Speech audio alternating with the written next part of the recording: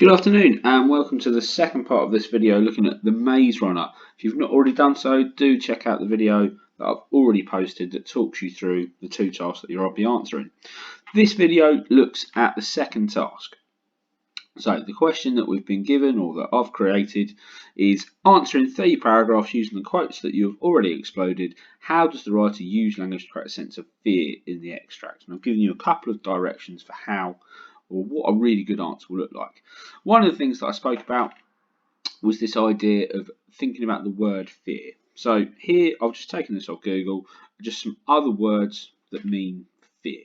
So if we're thinking about putting that thesis statement together, we're thinking about those 3 synonyms or those 3 different ideas about fear. One of them that I'm not so keen on, but it did make me laugh, was this idea of being chicken-heartedness. I've never heard that before, but that did make me smile when I came across that. So if I just move you up to the extract and I'll show you exactly what I'm talking about. So remembering we're looking for 3 ideas or 3 moments, and I've already gone through and I'll pick these out for you. So the first one that I pick out is here, and it's the terror of the unknown. Sinking to the floor, he pulled his legs up tight against his body, hoping his eyes would soon adjust to the darkness. And I thought that was a really good one that shows the character being really afraid, being really fearful, and terror was the word that I went for. But you can go for any word that you want. The next moment I picked out was this moment here, this despair. He wanted to cry, but no tears came. He could only sit there alone, waiting. And that felt like despair to me. That was the word that I thought best explained that.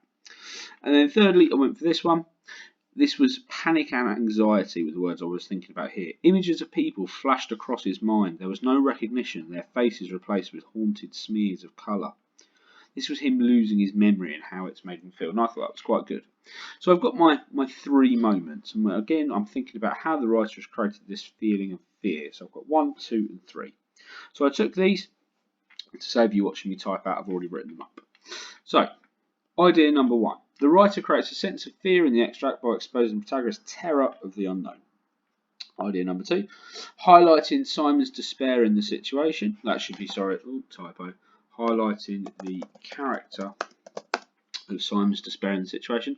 And I suppose it is actually important that we make aware that this is a character and it's not a real person. And that leads us towards the idea of this being thoughtful, apt and developed in their situation. And then finally, giving the reader a sense of empathy for the character suffering from panic and anxiety at the loss of their memory. So those are my 3 moments, 1, 2 and 3. And that's how I put my little thesis statement together.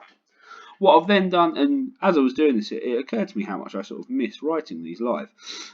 I've put together a paragraph. I'm not saying it's 100% perfect, but it's doing all of the things that I've listed in that success criteria earlier.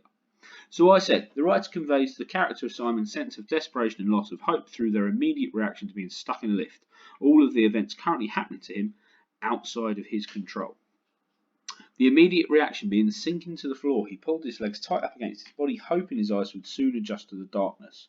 The writer uses the verb sinking to show on the surface level that Simon has fallen to the floor, but on a deeper and metaphorical level, that Simon's sense of hope and happiness is also sinking with him. Additionally, the movement, pulled his legs tight up against his body, suggests that the character is pulling themselves into a fetal position, highlighting how they are defenceless like a young baby against the terror that's become their life. The writer may be doing this to establish the character with the reader as an underdog, a weak and feeble character that they can invest in and believe in as the narrative continues. Alternatively, the writer may have wanted to expose the reader to the trepidation the character faces.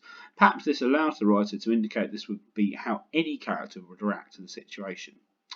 So, I've done a thesis statement, and I've done the first of my 3 little paragraphs. This is, I don't know, maybe half a page in length perhaps. So you'll be aiming to write that next or that final 2 paragraphs. If you want, you can watch through this, you can write up the one I've done, or if you don't see the need in doing that, that's completely fine, I understand, and you can just write your own ones. Okay, hopefully that's proved helpful in answering this question. I look forward to reading these. Stay safe, see you soon.